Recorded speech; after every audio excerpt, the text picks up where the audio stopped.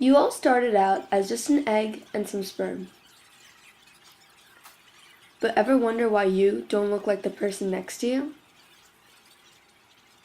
That is all due to cell division, which can be divided into meiosis and mitosis. Within the cell's nucleus, there are chromosomes that retain genetic information. There are two phases of meiosis, nuclear division and cytokinesis. Within the cell, DNA is a double helix that contains all your genetic information. The first step in meiosis is prophase 1.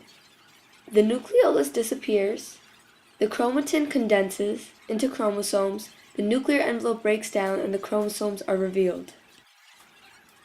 During synapsis, a process where homologous chromosome pair corresponding regions along non-sister chromatids form close association called chiasmata.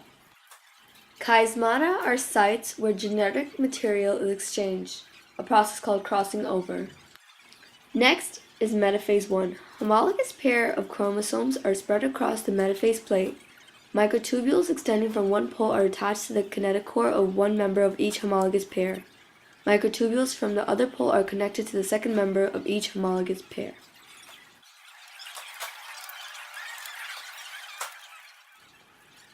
This right here is a homologous pair chromosome, and the center is the kinetochore. The pole extending the microtubules are called centrosomes. Anaphase 1 begins when homologous pairs within tetrads uncouple as they are pulled to opposite poles. In meiosis, the sister chromatids remain attached at their centromeres as they move apart. Since the chromosomes were crossed over, the colors are different. One's blue, one's red. That is one chromatid, and two chromatids equal a chromosome. The next step in meiosis is telophase 1. The chromosome reaches the opposite poles and the nuclear envelope begins to appear. Each pole will form a new nucleus with half the number of chromosomes. Cytokinesis, which is the splitting of the cytoplasm, takes place. This then takes us to part 2 of meiosis.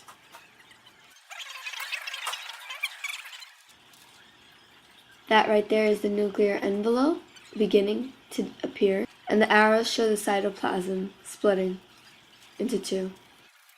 Now we are back to prophase, and this is called prophase 2. The nuclear envelope disappears and spindle develops. No crossing over occurs.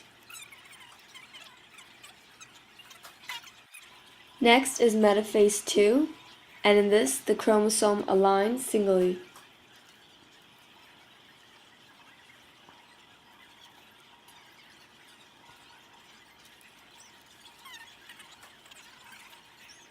After metaphase, we go to anaphase 2, and in anaphase 2, each chromosome is pulled apart into two chromatids by the microtubules of the spindle apparatus.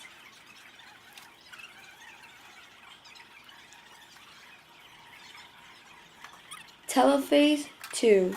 The nuclear envelope reappears at each pole and cytokinesis occurs again.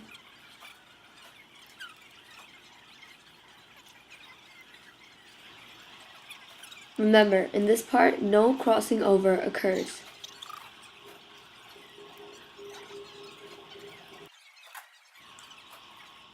The end result of meiosis is 4 haploid cells, which contain half the number of chromosomes.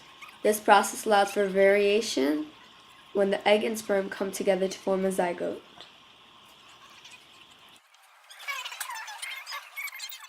The pea experiment illustrates how genetic variation occurs.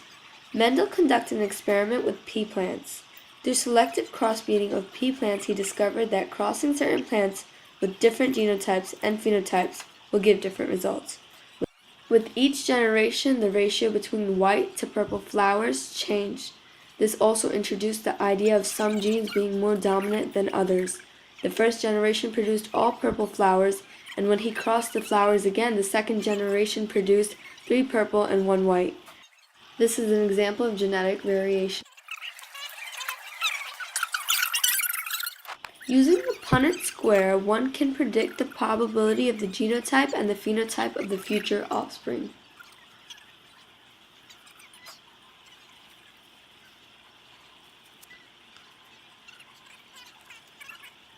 There are cases when meiosis doesn't exactly go as planned, and these can lead to mutations. In Down syndrome, that's how the 21st chromosome should be, and this is what the abnormal one looks like.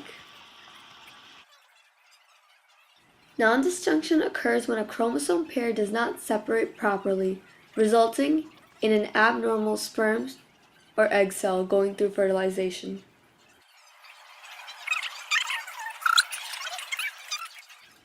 Next is Turner syndrome, which is caused by a missing or incomplete X chromosome. Klinefelter syndrome occurs in men who have an extra X chromosome. This is the miraculous path of meiosis, and how it's allowed you to become who you are.